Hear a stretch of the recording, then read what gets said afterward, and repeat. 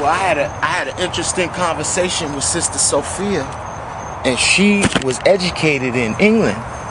And in England, she said that they teach Shukran. Thank you. They say they teach in England Moorish history, but they don't teach social studies. Social studies is what they teach here. In England, they teach geography and history. So you can't speak about neither without speaking about the Moors. You can't speak about geography and neglect that Africa is like a stone throws away from Spain. You can't, only here can they wrap our minds around George Washington, Crispus Attucks. The first blueprint for us always dying in movies is it historically they tell us the first person died in that particular war. Who cares which one it was? Right. A brother died first. So it's like it giving you almost like instructions, like y'all know what to do now. Right. Yeah, exactly. You know what to do now. You know what I'm saying? Right. And that's how we got tricked with the civil rights thing too, and the whole black liberation movement and all that, because the real deal Panther out of the ones that we know of was Fred Hampton, right? Of course, those brothers and sisters who passed away, right? But George Jackson was the one. You know what I'm saying? George was the realest thing ever. The messianic figure. Absolutely, and they messianically sacrificed him. And they used everybody to do it. Yeah, hell yeah.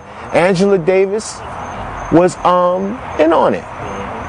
In on it. How they gonna do the Marine County thing, shooting up the judges and everything with the gun she bought, and now she's teaching at the university? Had that been you and I, we would be finished. And that was the whole paradigm then, where they was trying to, also they had to use a woman to do it, but they used a light-skinned woman because that was almost in the psyche that they was building with the films.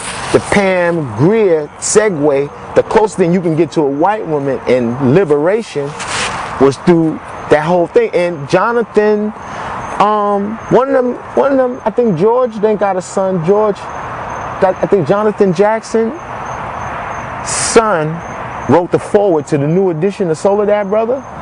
I don't think his mother deal with him. You know what I'm saying? Nah, because you don't deal with the grandson. Nah, because he's Caucasian, and he has fallen victim to that whole farce that we can achieve liberation by anything other than health, metaphysics, and law. Thinking that we can address it with politics, Marxist theory, Trotsky. All that stuff was all created by Jews as a means by which to create a whole disjuncture in society and be able to trick people. You know what I'm saying? Using Hegelian dialectics to create and establish a society based off juxtapositions, opposites. You know what I'm saying? You can't use Marxist philosophy or any philosophy of the oppressor, voting, whatever, to achieve liberation. The only way to achieve liberation is setting parameters, and that parameter is establishing for yourself a historical context where your freedom is, and not being afraid to, if you don't have the books, to start writing history and start teaching babies an alternative history. Start teaching them now that it ain't no such thing as Benjamin Franklin, that he ain't invent electricity. What kind of shit is that to tell a kid? You know what I'm saying? Benjamin Franklin invented electricity. This other cracker invented gravity. I mean, come on. You know what I'm saying? This is absurd, but then you send a slave to the slave master. You send your child, a freeborn sovereign, to the slave master, and then when a slave come home, you get mad at your conditions. We living in the minds of the children and the women. If they're not being educated properly, if you're not creating, you know what I'm saying, a myth, a story, which entails our liberation, then come on. You know what I'm saying? The shows go and show and prove that the black man is God. You know what I'm saying? I can show and prove. The worst threat to the white man is a R&B singer, a brother that could sing, because he could hypnotize women, black women. So every time we get a high-end crooner, they box him into being a fag, or they give him some trumped-up charges, talking about he was messing with young girls. I don't know a nigga now that don't like a young girl. Had you been in another country, you'd start off with the young girls. And I heard people seeing the R. Kelly tape, the girl know what the hell she was doing. So they create this whole moral high ground just to destroy African male manhood. You know what I'm saying? While Marv Albert could put on a wig and a dress and bite women. That's right. Biting them. Yeah. He could get right back on the TV. Yeah. You know what I'm saying? Yeah. Literally. Yeah, that's absurd. That's absurd. But I want to entertain some topics on metaphysics. Any questions? Anybody got any questions? Any comments on the lecture yesterday? Go ahead. Could you touch more on the topic of the cellular foods that we Well, the brother asked a question about the cellular foods. Yeah. And the topic yesterday was about Kabbalistic vegetarianism. And my intent was to speak about the metaphysical aspects of it. The technical, you surrounded by the botanists, Renana, the brothers who know about the eating. Y'all know what time it is. You got your specialists. My endeavor was to focus on the spiritual import of the act itself. Consuming.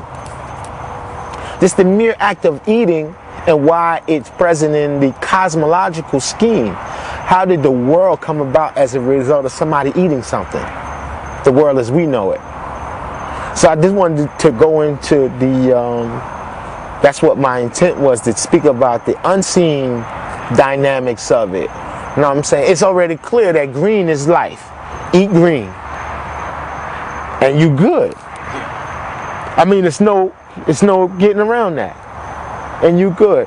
Alkalinity, even if you for childbearing. Reverend Valentine told me the other day, alkaline douche for the woman. Before, if you want to have a choice in what sex your child is, the first thing you got to do is the uterus, the womb, has to be alkalized. You know what I'm saying? So show you how much alkalinity is about electricity. You know what I'm saying? So once anything is alkalized, now you can tap into the raw force that's present. The force, like in Star Wars, the force that's present at all times. Death can't attach itself to life. You know what I'm saying? It can't. It can only attach itself to counterfeit spirits, cliphotic spirits. Kabbalah, they call it the cliphard. Those are those essences and those things that you create with all your malefic stuff. Like you got entities around you that are emblems of your malefic participation in the dynamic. You know what I'm saying? So you are what you eat, but then the world becomes what you eat too. You know? The world starts acting as if how you treat yourself. You know?